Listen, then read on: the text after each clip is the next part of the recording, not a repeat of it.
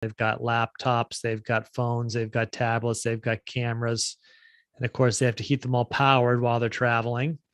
And Right. so I do a whole demonstration. If you're traveling outside the US or actually even inside the US, you need to power your device, while you're going. So you need to have something like this. You can see I'm holding up a charging cable. You got to have a charging cable.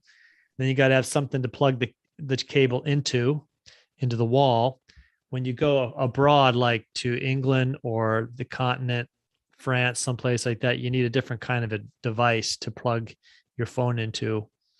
I also show people that they can get batteries like this for charging their devices when they can't plug into a car or a wall or something like that. Let's say you're out on a hike or a walk and you notice that your charge is getting low. I show them things like this. If you have a Macintosh computer, a laptop, or even an iPad, you can get these little converters that you can use for plugging into the walls in different countries.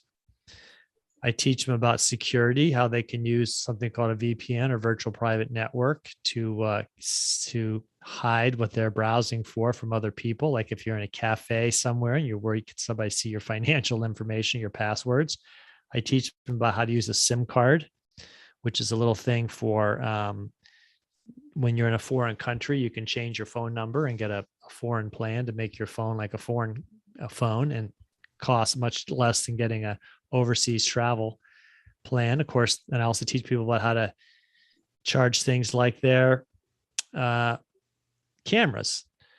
And then I also tell them about other upcoming classes, what kind of classes I might be teaching, what the kinds of things they can do. So there's lots of stuff you can learn in your classes like this, and that they usually go about an hour. And all the guides, like me, enjoy give and take. We like people to ask questions of us, so we always leave plenty of time during our presentation to have questions because we're trying to teach a skill. And my name is Russ. I largely teach travel skill to people, things they might need, information they might need to know while they're traveling, or even how to make reservations or how to plan their travel. So if you're going,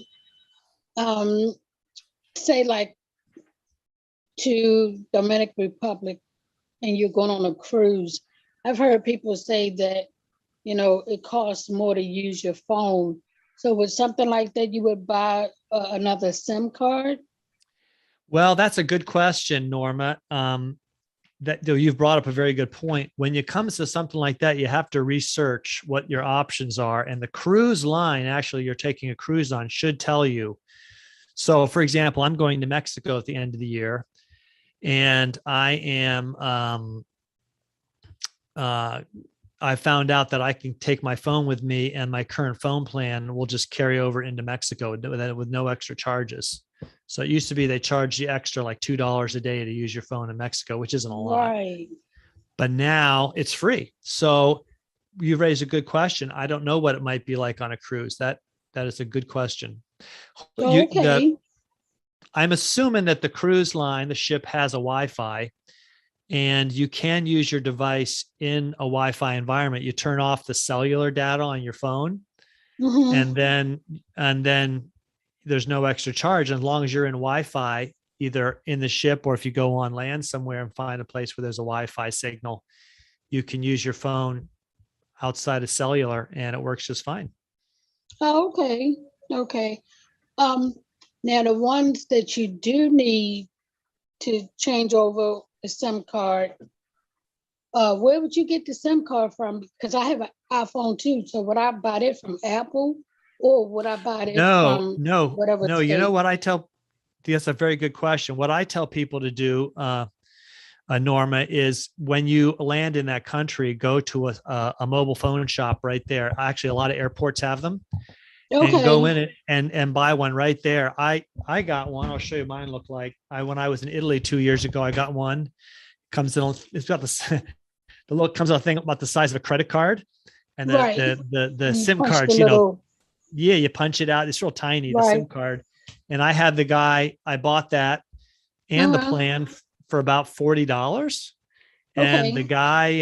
the guy put it in for me. He helped me set things on my phone, and then I could keep the SIM card.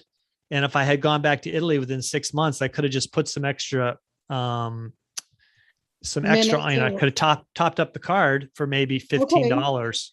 So that's the way to So it's go. almost like one of those go and pay phones when you get that SIM card. That's right. That's right. Oh, okay. Okay. I never knew that. That's something good to know. And I didn't know that if you go to another country, you might need another device for the outlets because you were showing the devices. Yeah, I'll show you. For example, if you go to England, so the Mhm. U.S., you know what ours look like. There's these little two prongs like Right. that. That works Right. everywhere in the Western Hemisphere. Canada, Mexico, everywhere in South America, this works. So you're fine as long Okay. as you stay in the Western Hemisphere. If you go to England, you need one that has a big, heavy-duty three-prong like this. And Okay. then if you go to the continent of Europe, you need one that has a two-prong like this. They're a different shape. And you can do a couple different things. One is you can buy these. You can buy these before you go online. That's a good thing to buy ahead of the time. Probably the cheapest way to do it. I have one like this that has 3 USB ports in it, so I could charge 2 phones at a time, like my phone and my wife's phone. Or you can get Okay. one that has a single USB port in it. You can charge one phone, or you can get one like this.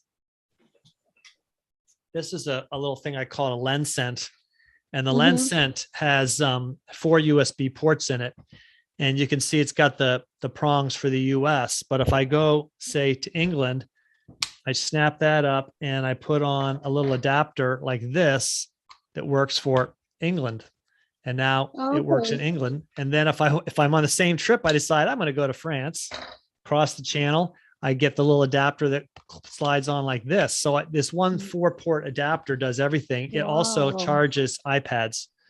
So the only thing it won't charge is a laptop. And Okay.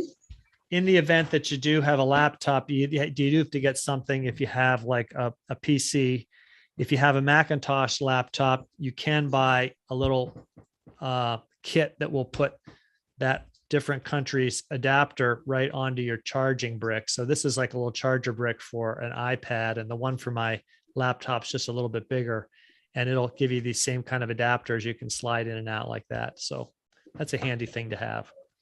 Yes. And see, I um at one point was gonna invest in a MacBook or something besides the tablet, but I don't use the computer a lot. I'm just getting back into using it. So maybe, if I get really involved in the classes or something else, I might, think about it.